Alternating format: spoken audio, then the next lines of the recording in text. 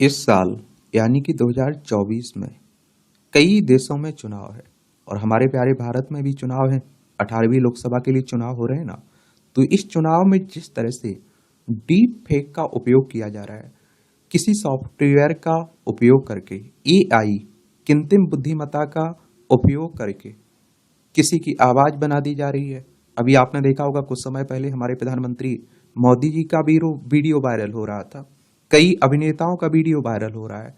आप देखते हैं कि कभी किसी उम्मीदवार के पक्ष में किसी विपक्षी के नेता की एक तरह से सपोर्ट करने की बातें होने लगती हैं। तो बहुत सारी चिंताएं जताई जा रही हैं इसको लेकर। तो हमारी चुनावी प्रक्रिया में डीप फेक का उभार गंभीर चिंताओं को जन्म दे रहा है और भ्रामक सूचनाओं के पारंपरिक रूप से विपरीत डीप फेक यथार्थ को मनगढ़ंत या फिर झूठी सूचना से अलग कर सकने की हमारी क्षमता को कमजोर करती है। और एक तरह से आप देखिए, डीप फेक के द्वारा जो वीडियो तैयार किया जाता है, जो वॉइस तैयार किया जाता है, उसमें आप फर्क भी नहीं लगा सकते हैं, अंतर भी नहीं बता सकते हैं। अब एक पिक्चर आप लोग देख लीजिए अपनी स्क्रीन पर, इसमें बताइए कौन ओरिजिनल है कौन डीप फेक, आपको समझ में ही नहीं आएगी। और अब किसी सूचना के सत्यापन के लिए केवल हस्तक्षेपों या फिर तकनीकी समाधानों पर निर्भर नहीं रह सकते हैं और वास्तविक चुनौती हमारे विश्लेषण में हमारे ही कम होते भरोसे में निहित है। अभी तक हम सूचनाओं में हेरफेर का मुकाबला कर सकने के आदी हो चुके थे। सच्चाई का पता सकने की हमारी क्षमता पर हम में आत्मविश्वास था और हम सूचनाओं के सत्यापन के लिए वैकल्पिक स्रोतों और विश्वसनीय मीडिया संस्थापनों पर निर्भर रखते थे।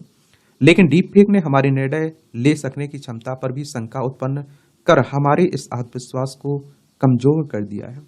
आखिर ये डीप फेक होता क्या है, ये भी सवाल आ रहा होगा ना। और इसका परिचय देखेंगे, उद्गम कहाँ से हुआ, डीप फेक का सृजन के बारे में भी हम लोग बात करेंगे और चुनाव में डीप फेक का लाभ किस प्रकार उठाया जाता है उस पर भी बात करेंगे। और इससे उत्पन्न जो चुनौतियां हैं, चुनाव में डीप फेक से संबंधित विभिन्न चुनौतियां हैं, उन्हें भी हम लोग देखेंगे, उस पर भी बात करेंगे। और चुनाव में डीप फेक के दुरुपयोग से निपटने के क्या उपाय हो सकते हैं उस पर भी बात करेंगे। और इससे आपके एग्जाम में क्वेश्चंस पूछ लिया जाएगा, प्रीलिम्स में भी, मुख्य परीक्षा में भी पूछा जा सकता है, निबंध पर पूछा जा सकता है। तो जरूर आप लोगों को पढ़ना चाहिए। देखिए 18वीं लोकसभा के लिए बात करें तो 543 सीटें हैं ना लोकसभा में तो टोटल, और इनका चुनाव डायरेक्ट जनता यानी कि मतदाताओं के द्वारा होता है। अगर आपकी उम्र 18 साल हो चुकी है तो वोटर सूची में आपका नाम जुड़ चुका होगा, आप लोग वोट डालने भी जाते होंगे। पहले 21 साल हुआ करती थी वोट देने की उम्र, लेकिन इसे घटाकर 61वें संविधान संशोधन के द्वारा 18 साल कर दिया गया था। अगर आपकी उम्र 25 साल है तो आप लोग लोकसभा का चुनाव लड़ सकते हैं। और ये चुनाव करवाता कौन है? इलेक्शन कमीशन ऑफ इंडिया, भारतीय निर्वाचन आयोग, एक संवैधानिक संस्था है। संविधान के अनुच्छेद 324 के तहत चुनाव आयोग की स्थापना की बात की गई है। 25 जनवरी 1950 में स्थापना हुई थी। 25 जनवरी को आप लोग मतदाता दिवस मनाते हैं। 2011 में पहली बार मनाया गया था। सुकुमार सेन पहले मुख्य चुनाव आयुक्त थे और नई दिल्ली में इसका हेडक्वार्टर आपको देखने को मिल जाएगा। तो इसके परिचय की अगर हम लोग बात करें ना, डीप फेक एआई प्रौद्योगिकी के माध्यम से सृजित सिंथेटिक मीडिया को संदर्भित करता है, जिसका उद्देश्य व्यक्तियों को धोखा देने या गुमराह करने के लिए दृश्य या श्रव्य सामग्री का सृजन करना या उसमें हेरफेर करना। इसके उद्गम की बात करें तो डीप फेक शब्द 2017 में एक अनामिक रेटेड उपयोगकर्ताओं द्वारा गढ़ा गया था, जो अपने परिचय के लिए डीप फेक्स छदम नाम का उपयोग करता था। और इस व्यक्ति ने अश्लील वीडियो के निर्माण और सामग्री के लिए गूगल के open source deep learning technology का उपयोग किया था। और डीप फेक का सर्जन देखें तो डीप फेक के सर्जन में जनरेटिव एडवर्सरियल नेटवर्क GAN नामक तकनीक का उपयोग किया जाता है, जिसमें दो प्रतिस्पर्धी न्यूरल नेटवर्क शामिल होते हैं, जनरेटर और डिस्क्रिमिनेटर। जनरेटर की बात करें तो इसका उद्देश्य ऐसी नकली फेक छवि या फिर वीडियो का निर्माण करना है जो वास्तविक कंटेंट से व्यापक रूप से मिलते जुलते हों। डिस्क्रिमिनेटर यह प्रमाणिक और नकली कंटेंट के बीच अंतर करने में अपनी भूमिका निभाता है। और आजकल जो वीडियो वायरल हो रहे हैं, जो तस्वीर वायरल हो रही है, उसमें आप अंतर भी बता पाना बड़ा मुश्किल होता है। डेटा सिंथेसिस, तो इसके सृजन के लिए पर्याप्त मात्रा में डेटा की आवश्यकता होती है, जिसे पर्याप्त बिना सहमति के इंटरनेट या सोशल मीडिया से प्राप्त किया जाता है, और जिसमें स्रोत और लक्षित व्यक्ति दोनों की छवियों या वीडियो शामिल होते हैं। Deep synthesis, deep fake deep synthesis का एक घटक है। डीप सिंथेसिस एक व्यापक शब्द है जो डीप लर्निंग एवं ऑगमेंटेड रियलिटी जैसी विभिन्न प्रौद्योगिकियों को दायरे में लेता है, जिनका उपयोग वर्चुअल परिदृश्यों के निर्माण के लिए, टेक्स्ट, इमेज, ऑडियो, वीडियो के सृजन के लिए किया जाता है। ये तस्वीर आप देख ही रहे हैं, ये ओरिजिनल है, ये आप देखिए डीप फेक से बनाई गई है। तो चुनाव में डीप फेक का लाभ किस प्रकार उठाया जा सकता है? ऐसा नहीं कि डीप फेक के नुकसान ही है, इसका लाभ भी उठा सकते हैं। कहते हैं ना कि एक सिक्के के दो पहलू होते हैं। तो खंडीकरण और लक्ष्यीकरण। डीप लर्निंग एल्गोरिदम राजनीतिक दलों और उम्मीदवारों को व्यापक मतदाता डेटा विश्लेषण करने में सक्षम बनाता है, जिसमें जनसांख्यिकीय, सोशल मीडिया गतिविधि और मतदान इतिहास शामिल होता है। Natural language processing. तो आप देखेंगे कि एल्गोरिदम में चुनाव अभियानों को social media post, news articles और पब्लिक फोरम पर व्यक्त विचारों सहित विशाल मात्रा में पाठ डेटा का विश्लेषण एवं व्याख्या करने तथा व्यक्तिगत लाभ के लिए मतदाताओं को लक्षित करने में सक्षम बनाता है। समयबद्ध निगरानी और अनुकूलन। तो आप देखेंगे कि एआई क्लाउड जैसी डीप समर्थित अनुमानकारी विश्लेषण का उपयोग करते हुए राजनीतिक दल मतदान डेटा, आर्थिक संकेतकों और सोशल मीडिया के भावना विश्लेषण जैसे विविध कारकों की समीक्षा कर चुनाव परिणामों का पूर्वानुमान लगा सकते हैं। एआई एल्गोरिथम को लोक भावना से अवगत होने, उभरते रुझानों की पहचान करने के लिए सोशल मीडिया, न्यूज आउटलेट और ओपिनियन पोल्स सहित विभिन्न डेटा स्रोतों को लगातार स्कैन करते रहते हैं। ये आप देखिए उन्नत संचार रणनीतियां। तो डीप फेक समर्थित एआई चैटबॉट और virtual assistant social media platform पर मतदाताओं से संलग्न होते हैं। और आप देखेंगे कि डीप फेक उपकरण चुनावी धोखाधड़ी, जिसमें मतदाता दमन, इलेक्ट्रॉनिक वोटिंग प्रणालियों में हेरफेर, गलत सूचनाओं का प्रसार शामिल है, का पता लगाने उसे रोकने में महत्वपूर्ण भूमिका निभाते हैं। एआई एल्गोरिथम में डेटा पैटर्न और विसंगतियों का विश्लेषण कर चुनाव की अखंडता को बनाए रखने में योगदान देते हैं। विनियमन और निरीक्षण। तो सरकारें और निर्वाचन अधिकारी राजनीतिक विज्ञापन की निगरानी एवं विनियमन अभियान के वित्त पोषण संबंधी कानूनों के उल्लंघन की पहचान करने तथा चुनावी विनियमों का पालन सुनिश्चित करने के लिए एआई एवं डीप प्रौद्योगिकियों का लाभ उठाते हैं। एआई समर्थित उपकरणों चुनावी प्रक्रिया में पारदर्शिता और जवाबदेही को सुगम बनाते हैं। उदाहरण के लिए 2021 में बिहार निर्वाचन आयोग ने पंचायत चुनाव के दौरान मतगणना बूथों के सीसीटीवी फुटेज का विश्लेषण करने के लिए ऑप्टिकल कैरेक्टर रिकग्निशन के साथ वीडियो एनालिटिक्स की तैनाती के लिए एआई फर्म STAQU के साथ सहकारिता स्थापित की थी। इस प्रणाली ने पूर्ण पारदर्शिता सुनिश्चित की और हेरफेर की किसी भी संभावना को समाप्त कर दिया। ये उदाहरण आप देख सकते हैं। अब चुनाव में डीप फेक से संबंधित विभिन्न चुनौतियां क्या हैं? तो एक तो चुनाव व्यवहार में हेरफेर। तो डीप फेक कंटेंट के सृजन और मतदाताओं पर अत्यधिक व्यक्तिकृत प्रोपेगेंडा के बौछार में से भ्रम एवं हेरफेर की स्थिति पैदा होती है। एआई का उपयोग कर प्रतिद्वंदियों के डीप फेक वीडियो तैयार किए जा सकते हैं और जिससे उनकी छवि धूमिल हो सकती है और उनके प्रति मतदाता की धारणा प्रभावित हो सकती है। इससे आप देखिए डीप फेक इलेक्शन की अवधारणा को जन्म दिया जा सकता है।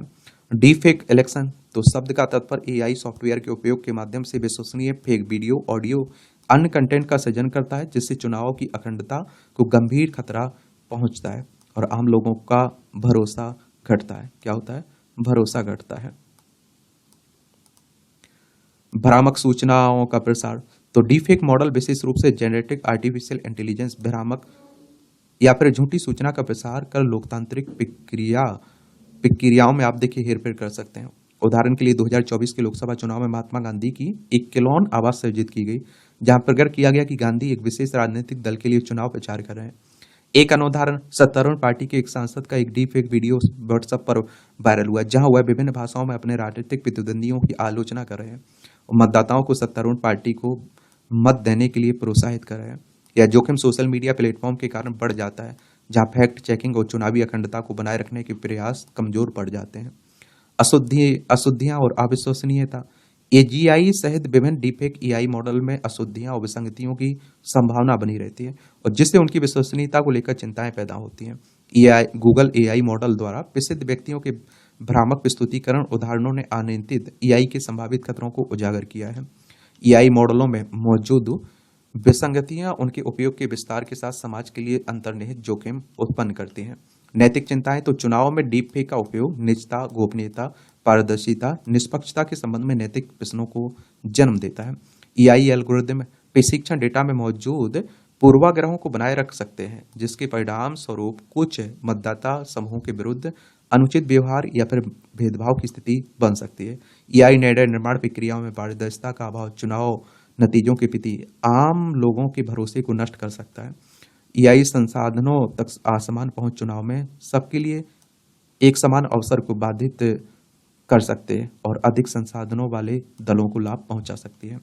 विनियामक संबंधित चुनौतियां हैं तो तेजी से हो रही तकनीक प्रगति और ऑनलाइन प्लेटफॉर्म की वैश्विक प्रगति के कारण चुनावी अभियानों में डीप फेक को विनियमित करना चुनौतीपूर्ण है। सरकारें और चुनाव अधिकारी निरंतर विकासशील एआई तकनीक के साथ तालमेल बैठाने में संघर्ष करते हैं और उनके पास एआई संचालित चुनावी गतिविधियों को विनियमित करने में विशेषज्ञता की कमी हो सकती है। भारतीय दंड संहिता की 1860 सूचना प्रौद्योगिकी अधिनियम 2000 जैसे मौजूदा कानून फेक न्यूज एवं डिजिटल मीडिया की नैतिकता के पहलुओं को तो संबोधित करते हैं, लेकिन एआई एवं डीप फेक प्रौद्योगिकी निर्माताओं को लक्षित करने वाले विशिष्ट प्रावधानों का अभाव रखते हैं।